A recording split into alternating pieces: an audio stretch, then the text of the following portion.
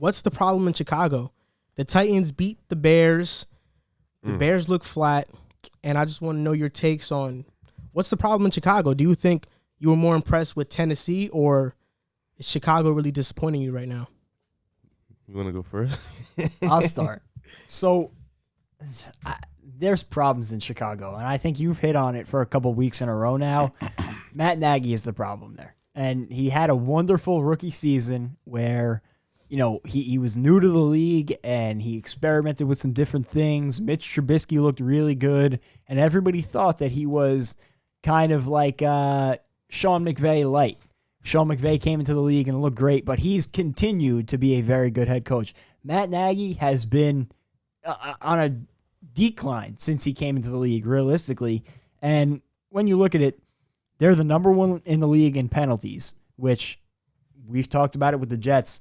Highly penalized teams show no discipline, and that's on the coaching staff. The play calling is absolutely terrible.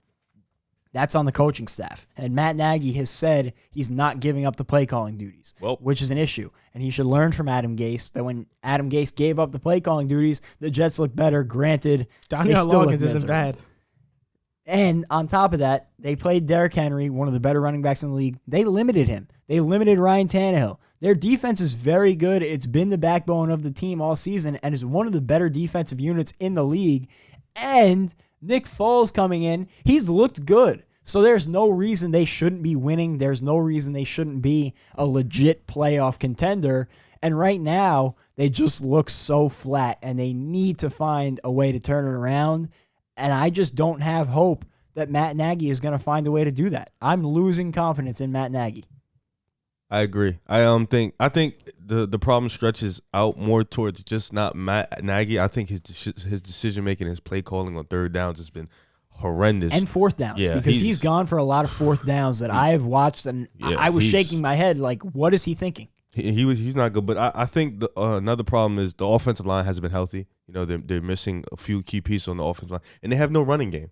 So you're not gonna, no offense to Nick Foles, you're not gonna put he's not gonna beat you. Like, you need a running game in this league to be pretty effective. And this team they don't have many weapons on offense outside of Allen Robinson. You don't have many star talent weapons on offense, so you're already dealing with that. The defense has been the backbone of this team for years. Past 2-3 seasons, defense has been the backbone. So you need to get some talent on that offense. Matt Nagy needs to give up his play calling, but I do agree with Jack, and I also think that they need more weapons on the offensive end. And they don't have a running back to complement Nick Foles. Nick Foles. He's doing everything he can. They're not good enough on offense. It's a shame David Montgomery is looking like a super bust, because I know a lot of people were very high on him coming out of the draft, and he has shown nothing in a season and a half. Tariq Cohen fell off years ago. He's hurt, though. Tariq Cohen's hurt. He hasn't played. Even so, he can't be a lead back. No, he can't. He's a third down receiving back. Exactly. But I'm about to hit on even more what you guys just said. I mean, you talked about third down and penalties and the play calling. You talked about the running game. I'm going to talk about all that right now. This stood out to me. In the first half, they were flat. The Bears were completely flat. Absolutely. And I know that, I'm not sure if this was in the third quarter. I think it was. But I know that in a certain part of the game, it was 3rd and 13. We're talking about play calling right now, third down play calling. Matt Nagy calls a screen for David Montgomery. The screen is caught by Montgomery. He fumbles, and Desmond King takes it to the house. And that was the game changer. That was a game changer, but then we talk about the penalties, right? It was 4th and 1. The Bears were in field goal range. Matt Nagy decided to go for it. They get a penalty. 4th and 6. They decide to go for it again. Guess what happened? Another penalty. 4th and 11. Now they punt. Now they're out of field goal range. See? So now they had a punt. So penalties ruined that drive for them. The fumble by Montgomery ruined that drive for them. And then, like, the final score was 24-17. Like, it wasn't a blowout by any stretch of the imagination, but it sure felt like it. Because I know that when you watch one of the bottom-ranked offensive teams that they're, like, ranked in, like, the bottom 20, it's abysmal football to watch. It felt like they weren't doing anything all game. And you talk about Nick Foles, and Nick Foles, I've been an adamant believer in Nick Foles, but he has not looked good. And is that the play calling? It can be. Is that maybe him missing some guys? It can be as well. That offensive line is so bad that Nick Foles always has to worry about getting hit. And because of that, he often he often misses his second and third reads on the play. At the end of the first half, in the second quarter, they were in a 2-minute drive. They were trying to get a field goal, trying to get some points up on the board before the second quarter ended. Darnell Mooney was wide open on the corner route. Nick Foles throws that ball.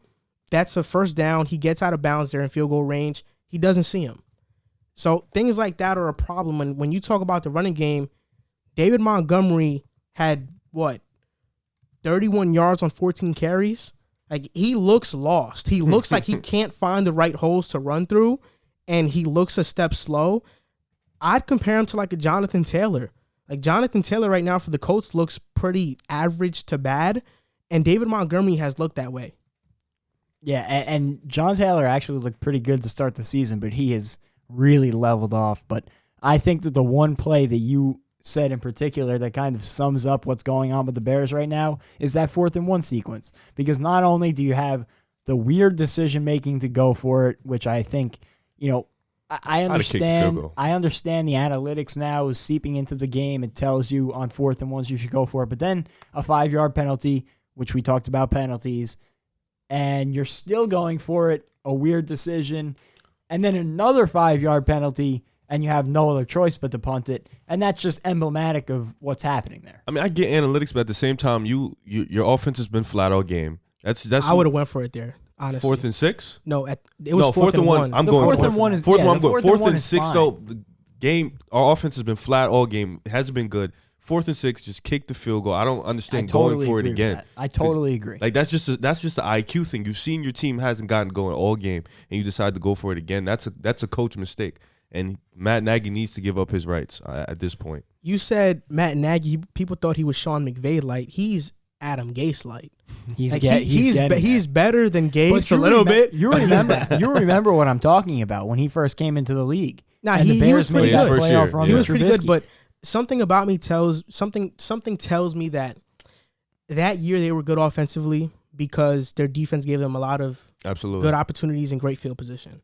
That's what it kind of tells me. And if I remember, that was a down year for the division too. The Lions were really bad. The Vikings Packers were in bad. Between Teddy Bridgewater and Kirk Cousins, and the Packers had a down year that season. And they lost, I think, in the first round. Yeah, they lost to. They should have won that game. To the though. Eagles. Cody if I'm Parkey, not mistaken. yeah, The Cody Parkey. It was like the double doink. Yeah.